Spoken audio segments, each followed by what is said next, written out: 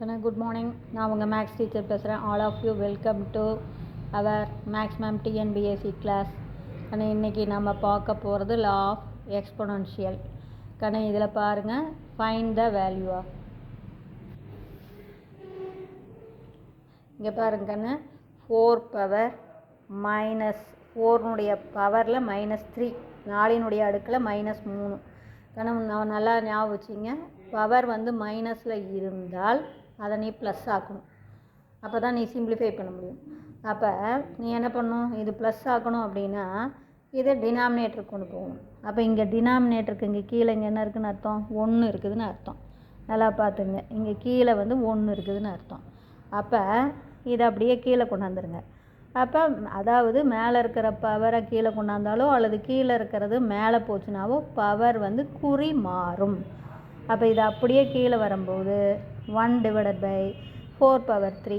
அப்போ 4 3 தடவை எழுதுனீங்க. நன்னாங்க 16, 16 நாங்க 64. அப்போ நம்ம ஆன்சர் 1/64. இவ்வளோ தாங்க.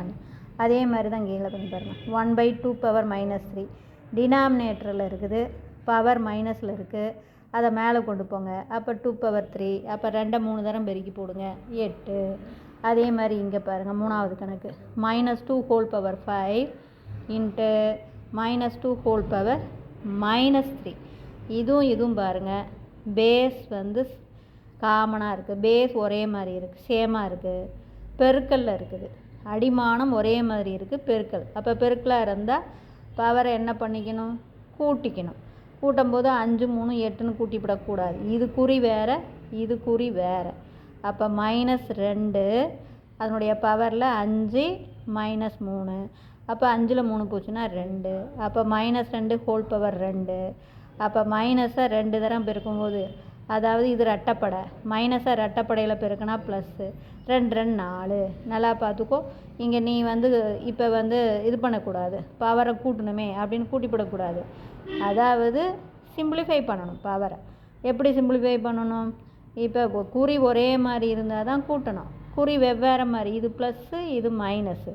அப்போ ப்ளஸ்ஸு மைனஸ் இருந்தால் நீ அப்படியே என்ன பண்ணணும், கழிச்சிங்க. என்ன 5 -3, அப்போ 2. எவ்வளவு தான், அது குழப்பிக்கவே வேண்டாம். அடுத்தது பாருங்கள், 3/2 / 3/-2. கீழே வந்து இருக்கிறது வந்து பவர் வந்து மைனஸில் இருக்குது. அப்போ டினாமினேட்டரில் இருக்கிறத மேலே கொண்டு போ, இதை அப்படியே வச்சுக்கோ. 3/2 இது மேலே போகும்போது இந்த -2ங்கிற பவர் +2. அப்போ 3/+2ன்னு ஆயிரும். அப்போ பாரு, அடிமானம் ஒரே மாதிரி இருக்குது. அப்போ அடுக்க கூட்டிக்கோ, இதுவும் +2 இதுவும் +2, 2 + 2 4. அப்போ 3/4 81. பாரு, 3 9 3 9 9 9 81. அதே மாதிரி தான் அடுத்தது சிம்பிளிஃபை பார்க்கண்ணே. அது 3/5 டிவைடு 3/8 இன்ட்டு 3/-5.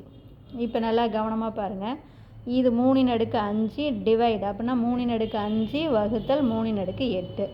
அதுக்கு ஹோல் பவரில் 5 இன்ட்டு இது பாருங்கள், பவர் வந்து மைனஸில் இருக்கா. அப்போ இதை டினாமினேட்டர் கொண்டு போகலாமா, அது இதை ப்ளஸ் ஆக்கணும். அப்போ தேர்ஃபோர் 1/3/5. இப்போ நீ பார்த்தீங்கன்னா நல்லா ஞாபகம் வச்சுக்கோ, ஒன்றுமே இல்லை இங்கே 1. இப்போ இதை நம்ம சிம்பிளிஃபை பண்ணிக்கலாம். இது எப்படி சிம்பிளிஃபை பண்ணுவோம், இப்போ இது 3 வந்து 5 தரம் எழுதுவோம், இது 3 8 தரம் எழுதுவோம். அப்போ 5 3 வந்து அடிச்சிடுவோம். அப்போ கீழே 3 3 இருக்கும். இப்போ புரியுதுங்களா, அதாவது மேலே இப்படி எழுதுவோம், 3 × 3 × 3 அப்படின்னா 5 தரம் எழுதுவோம், கீழே 8 தரம் எழுதுவோம். அப்போ எத்தனை 3 அடிபட்டு போயிடும், 3 3 3 அப்படின்ட்டு நம்ம 8 தரம் எழுதுவோம். அப்போ 5 3 நமக்கு என்ன ஆயிரும், அடிபட்டு போயிடும். இப்போ புரியுதுங்களா. அப்போ தேர்ஃபோர் மீதி கீழே, அப்போ 1 3/3 ஹோல் பவர் 1 எத்தனை தரம், ஹோல் பவர் 5. 1 எத்தனை தரம் பெருக்கினாலும் 1 தான். அப்போ இங்கே பெருக்கினா 3 5 5, அதோட ஒரு 5. அப்போ 3/20. மேலே 1 தான், கீழே பாருங்கள் 3 5 15, அதோட இன்னொரு 5. அப்போ மொத்தமாக 3 20 டைம் இருக்குது. இதை அப்படியே மேலே கொண்டு போனீங்கன்னா 3/-20. புரியுதுங்களா. இது ஒன்றுமே கிடையாது, கொஞ்சம் யோசனை பண்ணிங்கன்னா அப்படியே போட்டுக்கலாம். வகுத்தல் எழுதுங்க, எத்தனை 3 கேன்சல் ஆகும்னு பாருங்கள். 5 3 கேன்சல் ஆயிரும், கீழே 3 3 இருக்கும். அப்புறம் இந்த 3 அப்படிங்கிறது 5 தரம் எழுதுனா 15 தரம் வரும். 5 15 3 3 3 அப்படின்னு எழுதி பாருங்கள். இதா 3 இன்ட்டு 3 அப்படின்னு நம்ம 5 தரம் எழுதுனோம்னா என்ன வரும் உங்களுக்கு பாருங்கள். 3 6 9 12 15 அதுதான். இதோட இந்த ஒரு 5 கூட்டிக்கிங்க. அப்போ அடிமானம் ஒன்றா இருந்தால் பெருக்கல்ல இருந்தால் அடுக்க கூட்டிக்கணும். இவ்வளவுதான். சரி, இப்போ அடுத்தது பாருங்கள். -3 whole power 4 into 5/3 whole power 4. இப்போ நல்லா கவனமாக பாருங்கள்.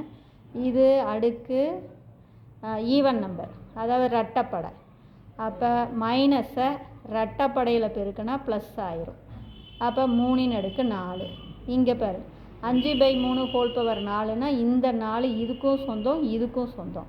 அப்போ 5/4 கீழே 3/4 3/4 அடிச்சுக்கலாம். ஏன்னா இது மேலே இருக்குது இது கீழே இருக்குது. அப்போ நமக்கு ஆன்சர் 5/4. புரிஞ்சுதுங்களா? ஒன்றுமே கிடையாது சாமி. இதில் கொஞ்சம் யோசனை பண்ணிக்கோ. இது வந்து மைனஸை ரெட்டைப்படையில் பெருக்குனா ப்ளஸ்ஸு 3/4. அப்போ 3/4 அடிபட்டு போச்சுன்னா 5/4. அதே மாதிரி பாருங்கள். Find the value of x, அதாவது -7 whole power x + 2 into -7 whole power 5 equal to -7 whole power 10. இதை அப்படியே நம்ம பார்த்த உடனே சொல்லி போடலாம். கண்ணு இது பவரை பாரு 10, இங்கே 5.